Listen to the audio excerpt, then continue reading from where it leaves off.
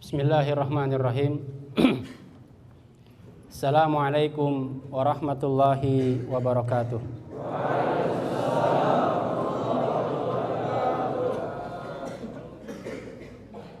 Innal hamdalillah nahmaduhu wa nasta'inuhu wa nastaghfiruh wa na'udzu billahi min syururi anfusina wa min sayyiati a'malina. May yahdihillahu fala mudhillalah wa may yudlil fala hadiyalah. Asyhadu an la ilaha illallah wahdahu la syarikalah wa asyhadu anna Muhammadan abduhu wa rasuluh alladzi la nabiyya wa la rasula ba'dah. Puji syukur kita panjatkan kepada Allah Subhanahu wa taala atas segala limpahan nikmat yang telah Allah anugerahkan kepada kita semua. Yang pertama dan yang utama tentu nikmat iman dan Islam yang telah Allah tancapkan di dalam hati-hati kita. Nah, semoga kita semua senantiasa bisa menjaga dan terus meningkatkan keimanan dan ketakwaan kita tersebut. Salawat dan salam semoga senantiasa Allah limpahkan dan Allah curahkan kepada murabbi kita semua, guru kita semua, Rasulullah Muhammad sallallahu alaihi wasallam. Para asatidz Sekolah Tinggi Ilmu Dakwah Muhammad Nasir yang dirahmati Allah Subhanahu wa taala. Juga para kader-kader dai, mahasiswa Sekolah Tinggi Ilmu Dakwah Muhammad Nasir yang menjadi harapan umat dan harapan masa depan kehidupan kita semua. Yang juga mudah-mudahan senantiasa dirahmati dan diridhoi oleh Allah Subhanahu wa taala. Dalam kesempatan yang baik ini, kita semua masih diliputi oleh rasa duka yang mendalam atas tragedi yang terjadi di timur Pulau Jawa, yakni meninggalnya ratusan orang akibat tragedi di sebuah stadion olahraga. Ini merupakan satu fenomena yang dalam pandangan kita sebagai dai menjadikan satu catatan tambahan PR yang ada dalam gerakan dakwah kita. Terlepas dari siapa yang salah, siapa yang keliru dalam tragedi tersebut, tapi dalam pandangan dakwah itu menandakan bahwa PR dakwah kita bertambah. Sementara di sisi yang lain, kita pun menyaksikan fenomena-fenomena yang terjadi di tengah-tengah masyarakat yang merupakan bagian dari permasalahan yang harus dihadapi oleh dakwah juga terus berkembang luar biasa. Saya mulai dari yang dekat terlebih dahulu, yakni apa yang terjadi di kota kita nih, di Bekasi ini. Saya cari satu data tentang apa yang sekarang sedang ramai diperbincangkan di seluruh media nasional, kasus pasangan artis yang sangat viral, yang nanti ujungnya kemungkinan besar berakhir pada perceraian.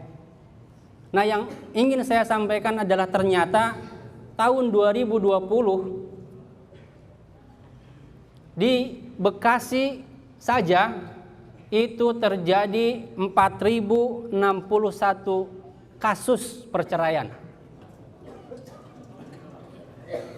Satu tahun terjadi 4.061 kasus perceraian di Bekasi saja. Artinya kalau satu tahun ada 360 hari atau 330 hari, berarti satu hari di kota Bekasi atau di Bekasi ini terjadi tidak kurang dari 12 kasus perceraian per hari. Belum kalau kemudian kita tarik data ini kepada data nasional. BPS kita tahun 2021 mencatat terjadi 447.743 kasus perceraian di seluruh Indonesia. 4.470.000 kasus perceraian di seluruh Indonesia. Artinya selama tahun 2021 itu ada tidak kurang dari 880.000 orang yang bercerai. Memang dalam pandangan syariat kita, perceraian belum tentu negatif. Sahabat yang mulia juga ada yang bercerai. Sahabat Zaid bin Harithah bercerai dengan sahabiah Zainab binti Jahsy. Tetapi kenyataan yang terjadi di masyarakat, perceraian seringkali berakhir pada kasus-kasus atau efek-efek yang negatif. Terjadi broken home, terjadi penelantaran anak, terjadi penyakit-penyakit sosial yang luar biasa dari perceraian ini. Dan kita sebagai dai menghadapi 447.000 kasus perceraian dalam satu tahun 2021. Belum kalau kemudian kita melihat fenomena berkembangnya narkoba. BNN belum lama ini merilis satu data yang luar biasa. Menurut penelitian BNN, Badan Penanggulangan Narkotika Nasional, ada tidak kurang dari 3,3 juta masyarakat Indonesia yang terpapar oleh narkoba. Luar biasa ini, angka yang sangat besar, 3,3 juta. Belum lagi kalau kemudian kita lihat data yang berkaitan dengan kemaksiatan digital. Setidaknya ada 3 yang bisa kita sebut.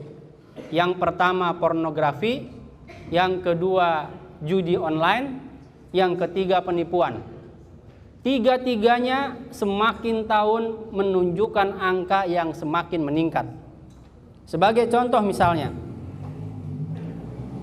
data yang diambil dari Kementerian Komunikasi dan Informatika itu menunjukkan bahwa tahun 2021 kata Kementerian Komunikasi dan Informatika ada 1,5 juta situs porno yang berhasil mereka hapus dari internet di Indonesia. 1,5 juta yang berhasil dihapus. Yang tidak jauh lebih banyak daripada angka itu. Dan ini kemudian berefek pada rusaknya akhlak remaja dan anak-anak kita. Belum lama ini Kementerian PPPA, Pemberdayaan Perempuan dan Perlindungan Anak, menyampaikan satu data yang membuat hati kita miris.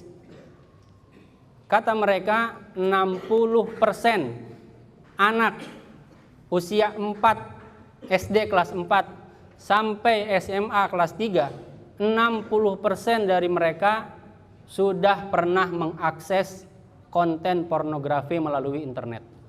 60%. Dan yang lebih mengkhawatirkannya lagi, 30% dari mereka pernah melakukan atau pernah mendapatkan kekerasan seksual akibat tontonan tadi.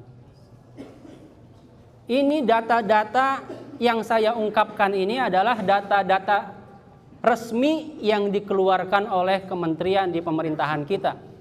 Dan biasanya teori dari pengungkapan data ini adalah data sebenarnya jauh lebih besar dari apa yang diungkapkan. Belum kemudian kalau kita melihat bagaimana munculnya aliran-aliran sesat dan gerakan-gerakan kristenisasi yang terus bertumbuh di tengah-tengah umat. Belum lama ini kita dengar di Banten, di kampungnya Ustadz Aan Abdurrahman nih, terdeteksi satu aliran bernama Hakekok Balakasutra. Ya Ustadz ya, begitu ya, begitulah pokoknya. Aliran Hakekok Balakasutra katanya. Salah satu penyimpangannya adalah mereka memiliki kebiasaan mandi bersama. Mandi bersama Ustadz ya?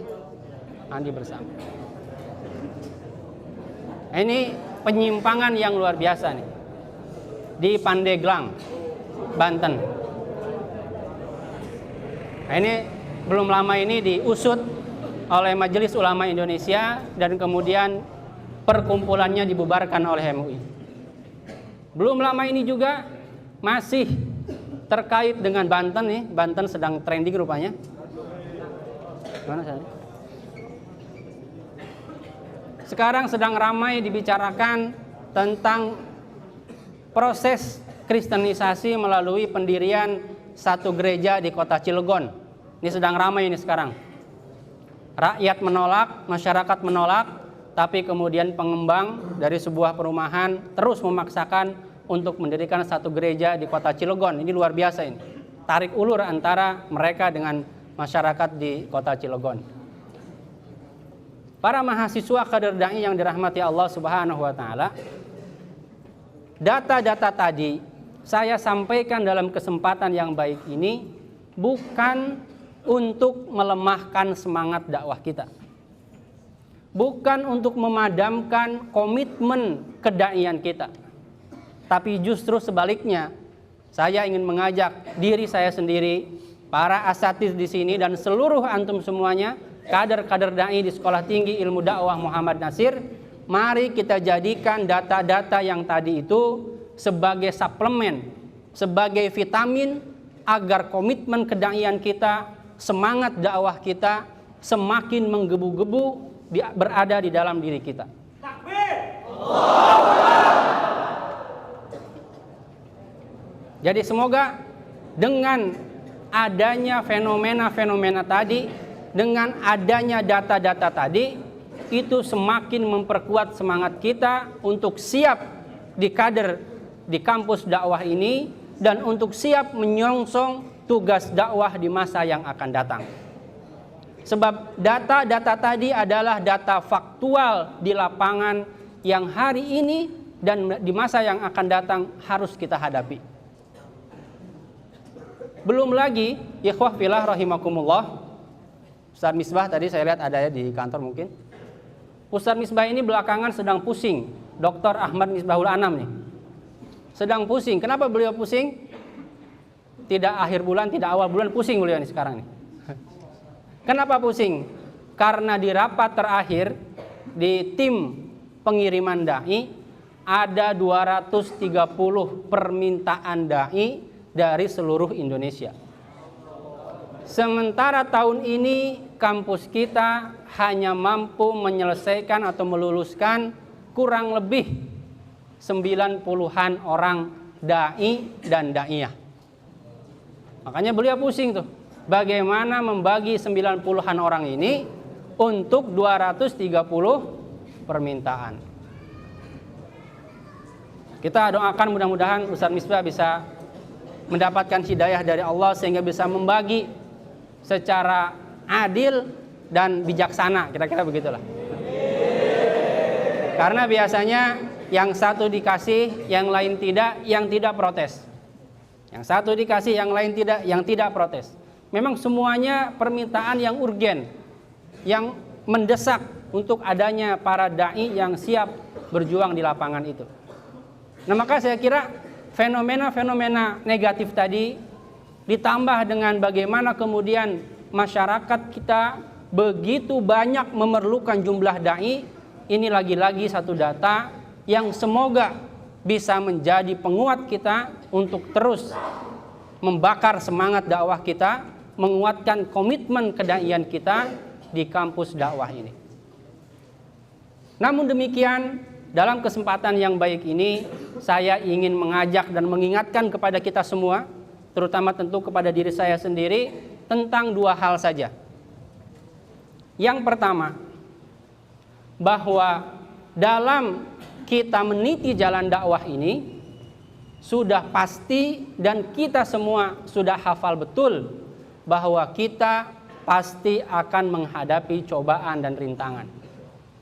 Saya sering katakan di acara Mastama, saya sampaikan kepada calon-calon mahasiswa baru, antum jangan menganggap bahwa cobaan dakwah itu baru akan muncul kelak nanti ketika antum sudah di lapangan. Tidak. Cobaan dakwah itu akan langsung muncul manakala antum sudah meniatkan dalam diri antum, saya mewakafkan diri di jalan dakwah, karena itu bismillah, saya siap di kader di STID Muhammad Natsir. Saat itulah cobaan pasti akan datang menghadang. Dan kita lihat hari ini, luar biasa cobaan yang dihadapi oleh teman-teman mahasiswa baru. Kita semua paham, antum yang sudah senior-senior juga paham mungkin ya. Belum cobaan tempat yang baru, belum cobaan udara, apa ini namanya, cuaca yang baru, belum nanti cobaan di bab makanan ya. Belum belakangan ini cobaan dari virus batuk yang terus menjalar silih berganti. Apalagi memang bulan ini, September Oktober ini bulannya sakit nasional. Bulannya sakit nasional. Yang sakit, jangan batuknya terus digedein dong. Yang sakit di mana-mana. Jadi antum yang di asrama jangan menganggap batuk dan sakit itu hanya antum di asrama, tidak. Ini di seluruh Indonesia. Kemarin saya dengar penjelasan dari Menteri Kesehatan Pak Budi Gunaldi, memang sedang musim sakit di seluruh Indonesia. Dan gayanya sama sakitnya itu. Meriang, panas, lemes, batuk, flu, pilek. Kayaknya sih ini yang lalu-lalu juga, cuman mungkin sudah agak jinak lah kira saya, kayaknya sih begitu. Dan antum lihat di sebelah kanan, di sebelah kiri kita para asatidz ini gantian nih. Ustaz Imam, Ustaz Lukman, Ustaz Jumroni, kemarin sakit ya. Siapa lagi nih? Ustaz Salman jelas lah ya. Siapa lagi? Ustaz Irham terakhir kemarin sakit dalam waktu yang cukup lama. Jadi antum jangan menganggap yang sakit hanya mahasiswa baru, hanya orang-orang di asrama, tidak. Para asatidz juga, selain mereka, anggota keluarganya juga sakit. Ustaz Firdaus nih, kebetulan nggak hadir hari ini ya. Ustaz Firdaus itu Masya Allah tuh. Istrinya dirawat, istrinya sembuh, anaknya yang kecil dirawat. Anaknya keluar, kakaknya masuk rumah sakit. Luar biasa. Kakaknya sembuh, bapaknya sakit. Cobaan memang. Jadi ketika antum begitu masuk ke asrama, meniatkan untuk menjadi da'i ilallah di kader di STID Muhammad Natsir, pasti cobaan itu akan datang. Maka senantiasa para ustadz kita, guru-guru kita ya, dan kita tidak boleh merasa bosan mendengar amanah atau nasihat ini. Selalu memberikan kepada kita amanah apa nasihat agar kita senantiasa bersabar di jalan dakwah. Saking pentingnya bersabar di jalan dakwah ini, dalam Al-Quran sampai Allah mengatakan fasbir kama sabara ulul azmi minar rusul. Jadi sabarnya saja bukan sabar ecek-ecek ini perintahnya. Ini sabarnya sabar tingkat tinggi. Sabarnya ulul azmi minar rusul. Nah, jadi kalau baru batuk-batuk, ya tinggal ingatlah kisah Nabi Ayub. Kalau baru ngerasain kurang cocok dengan makanan, kurang cocok dengan lingkungan, coba rasakan bagaimana dulu Rasulullah Sallallahu Alaihi Wasallam 3 tahun diboikot oleh orang-orang kafir Quraisy, makan makanannya hanya daun-daun, lalu kemudian apa? Pelepah kurma. Di sini kan nggak ada yang sampai makan daun-daunan kan? Secara terpaksa. Kecuali makan memang daun yang dimakan ya. Daun singkong, daun pepaya, itu sih makanan kita. Iya. Artinya apa? Artinya kesabaran ini harus terus kita pupuk. Karena kita menyadari bagi seorang kader dai pasti ujian dan cobaan itu akan datang menghampiri. Antum jangan merasa bahwa para asatidz kita nih di depan sebelah kanan saya, sebelah kiri saya ya. Mungkin mereka depan antum ya baik-baik saja. Karena antum kader mereka, kan nggak mungkin mereka curhat, berkeluh kesah di depan antum. Tapi pasti sebagai seorang dai, mereka pun diberikan ujian dan cobaan oleh Allah Subhanahu wa Ta'ala. Nah, ini lagi-lagi nih masalah sabar ini, mari sama-sama kita terus kuatkan kesabaran kita.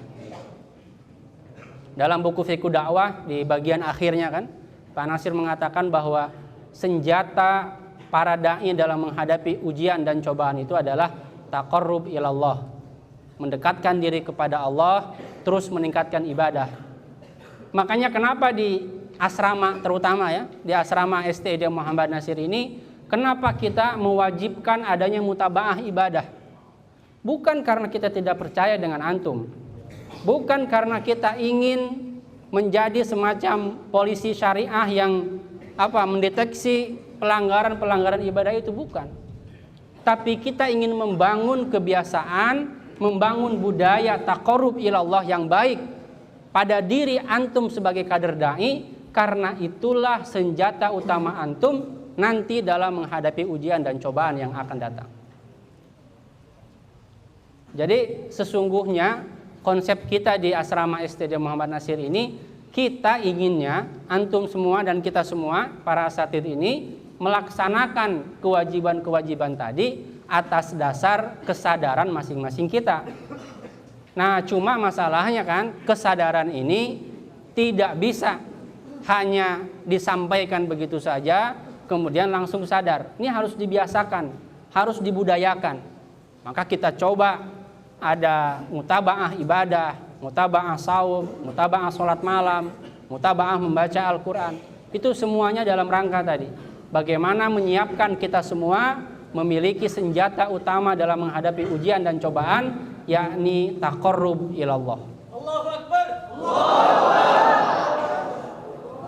Apalagi itu kan tidak lama ya, hanya 2 tahun saja.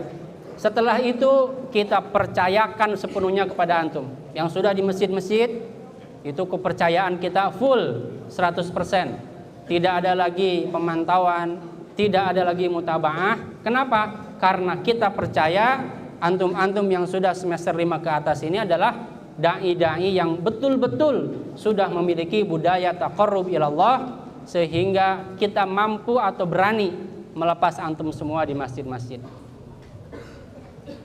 Nah, itu yang pertama, mengingatkan kepada kita semua untuk senantiasa menyadari sunnatullah fi dakwah, yakni al-ibtila, datangnya cobaan, kita sabar menghadapinya. Memang nanti ujian ini berbeda-beda ya. Ada yang bab makanan tadi, ada yang bab tempat tidur, ada yang bab teman, ada yang bab segala macam lah. Tapi mari kita sama-sama sabar menghadapi semua itu. Sebagaimana juga para asatidz juga sabar menghadapi berbagai macam jenis ya para mahasiswa. Insyaallah kita sama-sama bersabar. Antum bersabar di kader, kami juga bersabar untuk mengkader. Kemudian yang kedua yang ingin saya sampaikan sebagai catatan dalam pertemuan kali ini adalah apa yang sudah pernah juga saya sampaikan kepada para mahasiswa baru di Mastama kemarin, bahwa salah satu prinsip dakwah yang utama dalam ajaran Islam dan juga di Dewan Dakwah itu adalah bahwa dakwah ini harus, tidak boleh tidak, harus kita jalankan secara berjamaah. Tadi mana tadi? Nggak ada, orangnya hilang ya, pindah. Mahasiswa dari Cipayung katanya. Sultan tadi membacakan satu ayat, wal takum minkum ummatu yad'una ilal khair. Perintahnya jelas, jadilah kalian ummah. Ini saya sering mengulang-ulang ini kalimat ini. Ummah ini oleh Imam Al-Qurtubi dijelaskan dengan kalimat al-jamaah. Jadi dakwah itu hukum asalnya adalah dakwah jama'i. Berdakwah secara bersama-sama dalam satu lingkup organisasi kerjasama. Nah, ini prinsip penting ini. Kenapa prinsip penting? Sebab salah satu ujian yang datang kepada kita ini, kader-kader dai, adalah datangnya bisikan-bisikan setan agar kita lepas dari komitmen kejamaahan lalu kemudian berdakwah secara mandiri. Berdakwah secara mandiri. Nah, ini satu keputusan kalau kemudian dilakukan yang sangat berbahaya. Kenapa? Pertama, dakwah secara mandiri itu satu, membahayakan jamaah. Jamaah jadi tercerai-berai. Jamaah jadi kekurangan kekuatan. Dan yang kedua, ini yang jauh lebih mengkhawatirkan adalah dakwah secara mandiri lebih mudah terjerumus ke dalam godaan-godaan setan. Kenapa? Karena dakwah secara mandiri kalau berhasil memungkinkan orangnya berbuat sombong atau merasa sombong, kalau gagal dia akan lari dari gerakan dakwah. Beda kalau kemudian kita dakwah secara jama'i, secara bersama-sama. Kalau dakwah secara berjamaah berhasil mencapai tujuan dakwah, maka tidak ada kesombongan dalam diri kita karena kita sadar itu adalah capaian bersama. Dan kalau kemudian kita gagal dalam gerakan dakwah secara jama'i, kita pun tidak akan mudah lepas dari gerakan dakwah karena ada kawan-kawan yang menguatkan kita. Teori kambing dan serigala kita semua sudah paham kan? Bagaimana serigala itu lebih mudah mengambil kambing yang keluar dari rombongan. Selemah-lemahnya kambing, kalau bersama-sama dia jadi kuat. Demikian juga dalam dakwah. Sekuat-kuatnya dai, kalau dia sendirian, pada akhirnya dia akan ngos-ngosan juga. Dan yang lebih berbahaya lagi adalah dakwah secara mandiri itu tidak akan berumur panjang. Beda dengan dakwah secara jama'i. Coba antum lihat. Dulu di saat saya masih SD mungkin ya. Saat itu ada satu dai yang sangat terkenal. Ini bukan dalam konteks menyalahkan beliau ya, tapi ini sebagai contoh saja. Ada dai yang sangat terkenal, sejuta umat panggilannya gitu, sebutannya. Dulu luar biasa terkenal. Tapi hari ini setelah kira-kira 10 tahun beliau wafat, hampir tidak ada peninggalan dakwah dari si dai tersebut. Padahal dulu disebut sebagai dai sejuta umat. Tapi dakwahnya hilang seiring dengan wafatnya beliau. Padahal dia wafat baru 10 tahun yang lalu. Coba bandingkan dengan dakwah yang bersifat jama'i. Hari ini saya yakin antum semua masih mengenal dakwahnya Nahdlatul Ulama, masih mengenal dakwahnya Muhammadiyah, bahkan tentu saja masih mengenal dakwahnya Dewan Dakwah. Padahal para pendiri lembaga-lembaga tersebut sudah lama wafat. Bahkan Kiai Haji Hasyim Asy'ari dan Kiai Haji Ahmad Dahlan itu sudah wafat jauh sebelum Indonesia merdeka. Atau mungkin kalaupun dalam Indonesia merdeka tidak lama setelah Indonesia merdeka. Artinya sudah lebih dari 70 tahun yang lalu mereka wafat, tapi gerakan dakwah mereka hari ini masih banyak kita manfaatkan dan bahkan kemudian terus berkembang. Ini menandakan dakwah secara jama'i itu akan bertahan lama. Beda kalau dakwah secara mandiri. Nah ini saya ingin ingatkan ini kepada kita semua. Sekarang ini banyak godaan-godaan untuk berdakwah secara mandiri, keluar dari jamaah, dakwah sendiri. Memang secara kasat mata dakwah secara mandiri itu cepat menghasilkan sesuatu. Kenapa cepat? Karena ya sendirian. Tidak ada musyawarah, tidak ada rapat, tidak ada kesepakatan, sendirian. Memang dakwah secara jama'i karakternya agak sulit berjalan cepat karena harus membawa rombongan yang besar. Kemarin saya katakan dakwah secara mandiri itu seperti naik motor. Motor itu kan selama macetnya masih biasa, bukan stuck gitu ya, dia kan masih bisa nyelip-nyelip. Beda kalau kita membawa truk. Jangankan macet, lancar pun tidak bisa cepat.